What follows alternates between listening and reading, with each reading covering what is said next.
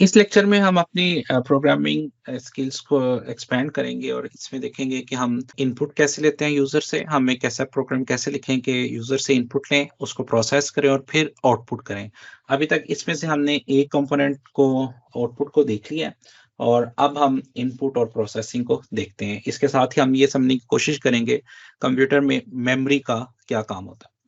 Main objective जो है वो हमारा ये है कि हम एक छोटा सा कंप्यूटर का प्रोग्राम लिखें और वो प्रोग्राम यूजर से पूछे कि आप डिस्टेंस एंटर करें और फिर यूजर से टाइम पूछे और फिर हम उसको डिस्टेंस और टाइम की बेस पे स्पीड कैलकुलेट करके हम आउटपुट करते हैं। यानी कि यूजर से हम दो वैल्यूज इनपुट करें, डिस्टेंस और टाइम, और हम उसकी बेस के ऊपर उसकी स्पीड कैलकुलेट करते हैं। और स्पीड कैलकुलेट करने का फॉर्मूला वही होता है कि हम डिस्टेंस जितना भी हो उसको टाइम से डिवाइड करते हैं तो हमें किसी भी व्हीकल की या किसी भी चीज की स्पीड निकल आती है।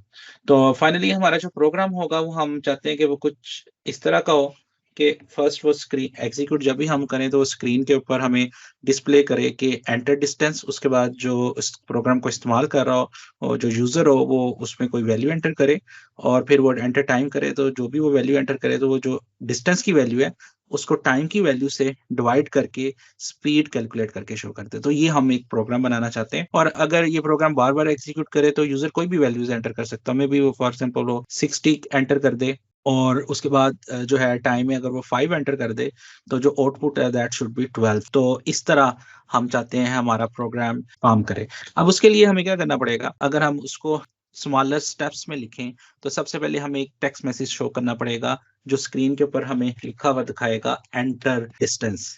इस तरह इस जगह पे लिखा हुआ आएगा एंटर डिस्टेंस। उसके बाद हमें प्रॉम्प्ट करना है, यानी कि यूजर से पूछना है कि आप डिस्टेंस एंटर करें। तो हमें पाइथन के प्रोग्राम में कंप्यूटर को ये इंस्ट्रक्शन देनी पड़ेगी कि वो यूजर को इस बात की इजाजत दे कि यूजर वैल्यू एंटर कर सकता है। तो सेकंड स्टेप के अंदर हम एक ऐसी इंस्ट्रक्शन लिखेंगे जो let the user enter distance, जो यूजर को वैल्यू एंटर करने देगा और जो वैल्यू एंटर करेगा वो वैल्यू हमें कहीं पे स्टोर कर लेनी चाहिए, क्योंकि बाद के अंदर हमें जो स्पीड कैलकुलेट करने में डिस्टेंस की वैल्यू चाहिए होगी। तो हम जो है जो यूजर वैल्यू एंटर करेगा, चाहे वो 40 करे, 50 करे, 60 करे, कोई भी वैल्यू एंटर करे, उसको हम किस जगह पे संभाल के रख लेंगे, यानी कि स्टोर कर लेंगे। उसके बाद फिर हम यूजर को स्क्रीन के ऊपर दूसरा मैसेज शो करेंगे कि एंटर टाइम। अब उसको मैसेज लिखा हुआ आएगा एंटर टाइम।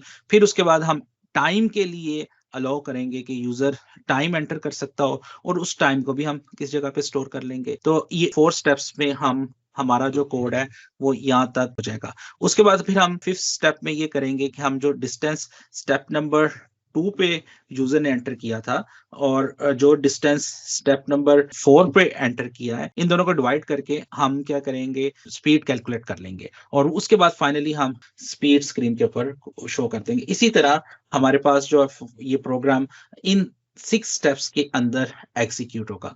यूजुअली हम इन सब स्टेप्स को कलेक्टिवली हम कहते हैं इट इज एन एल्गोरिथम।